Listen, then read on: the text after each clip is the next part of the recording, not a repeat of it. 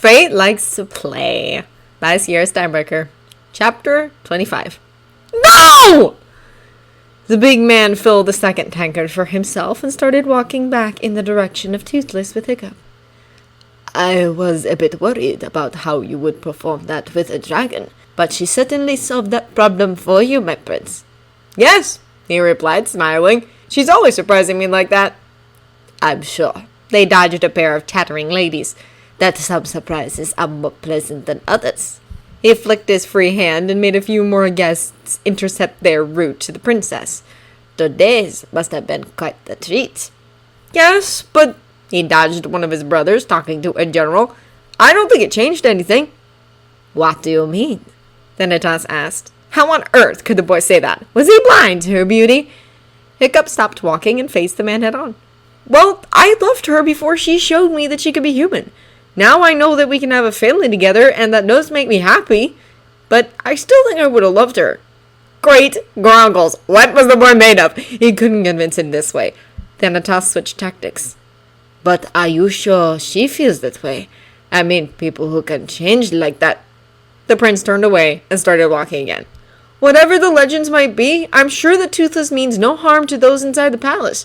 If she was going to hurt any of us, she would have done it already. He jumped to her defense. Good. Oh, no, my prince, it's about the abilities, not the behavior. Hiccup turned to face the man again. He did want to know more about Toothless, and the more he knew, the less she would need to tell him. It obviously made her uncomfortable. What do you mean?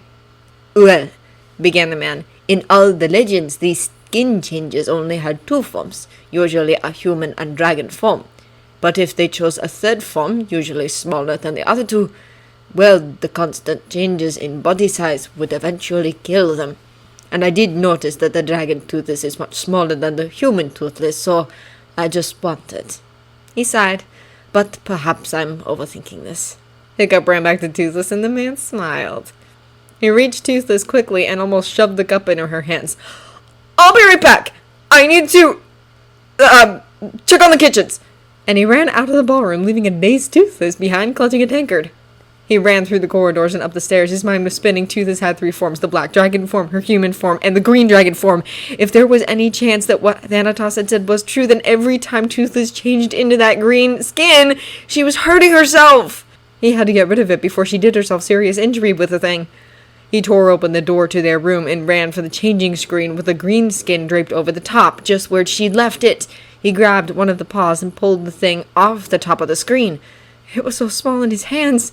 How long had Toothless been squeezing herself into this, probably cramping her body in an effort to fit into it? Well, she wouldn't have to for much longer. Hiccup took the fire poker and stirred up the coals in the fireplace. Come on, come on! He urged the coals back to a ruby red with his breath. He glanced over at the door to make sure no one was coming and put a fresh log on the hot coals. Then he waited for the flames to start growing, hoping, wringing out the edge of his dress tunic. As soon as the log started to darken, he took the skin and threw it into the flames. He had a moment of relief before something odd happened. The room started to smell. It was the sickly, sweet smell of burning flesh. Hiccup almost gagged and ran to open the windows and flood the smell out of the room. That was a bad idea. The wind carried the smell to the ballroom where Toothless got just a whiff of it. No. He couldn't have. She abandoned the trio of women trying to maintain her attention and ran for the door in much the same fashion Hiccup had earlier. The smell got stronger as she neared their rooms, and her heart fell with it. There was only one thing that smelled like that, like fire and burning flesh and a sharp tinge of magic. She crashed through the doors, ran past Hiccup frantically fanning the smell out of the windows, and collapsed in front of the fireplace. She grabbed the poker and tried to get the skin off the flames, but every time she hooked it, that spot crumbled to ash. Throwing away the fire implements, she reached in with her bare hands and grabbed the skin, burning herself. She yelped from the pain, and Hiccup ran back to her from the windows. He grabbed her hands and inspected them. What were you thinking? What were you thinking? She yelled into his face. Why did you burn that? Was it because he no longer loved her in any other form? Was lust only now consuming him? It was hurting you! Okay, that was not the answer she expected. Why did you think that? One of the guests told me the smaller forms hurt you because you have to shrink to fit inside them. He gulped. I was helping! Who told you this? He hesitated. Tell me! His name was Thanatos. I just met him tonight, but he seemed to know a lot about you, so I... Thanatos? She interrupted. Thanatos the Scarlet! Yes, that was his name. He told me that skin changers... She grabbed him by the shoulders. Hiccup! That was the Red Death! I've been hiding from him for over a year! What? Why? He mirrored her actions, gripping her. She said inwardly this was not how she pictured telling him the truth.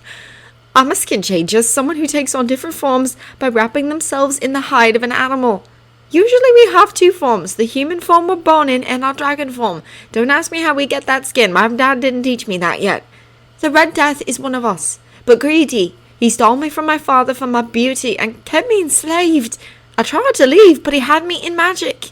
It acts like a chain tied to a post. You can't get a certain distance away from the caster, no matter how hard you try. And if they move, the boundaries move with them, and the chain magic tugs you in that direction. But I found out that the spell had a time limit. My father contacted me from the outside using a bat skin, and I told him about the spell's limits. The next day, he smuggled in the green skin with a letter saying that if I wore the skin, I could get away from the Red Death and wait for the spell to expire. It expired tomorrow. So it's fine, Hiccup tried to reassure. You didn't need the skin anyway. No.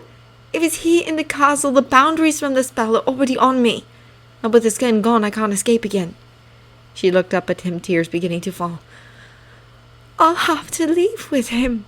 But instead of despairing, Hiccup's face grew hard. Then tell me how to beat him! I'm not going to let him take you! Those words gave Toothless courage. My father will know how to help. He lives to the north of here, near an inlet on the coast. Just look for the huge white dragon.